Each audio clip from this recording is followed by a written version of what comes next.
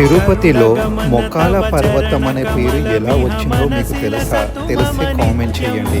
నాకు తెలిసిన నాలెడ్జ్ ప్రకారం సాలగ్రహం అనే విగ్రహం ఇక్కడ స్వయంభూగా స్వామివారు వెలిచారండి. సో మొట్టమొదటిగా ఆది శంకరాచార్య వారు సాక్షాత్తు సాలగ్రహం రూపంలోనే వెంకటేశ్వర స్వామి వెలిచారు. వాటికి ఇక్కడ కాలు మన పాదాలు మోపితే మంచిది కాదని చెప్పేసి ఈ పర్వతాన్ని మొత్తం మొఖాల పైన నరిచారని చెప్పేసి భక్తుల నమ్మకం అండి.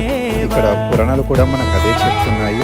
చాలా మంది ఏంటంటే మన కోరిక నెరవేరాలి, మనం ఏదైనా కోరిక సంతానం కలగడం కానీ లేదంటే వివాహం జరగడం కోసము లేదా ఇతర ఏ కోరిక ఉన్నా ఆరోగ్యానికి సంబంధించింది అది దానికోసం అక్కడ సంకల్పించుకొని ముఖాల పైన అయితే ఆ కోరిక నెరవేరుతుందని చెప్పేసి భక్తుల నమ్మకం అని చెప్పేసి ఇలా వెళ్తున్నారు. అది కూడా నిజమే అండి.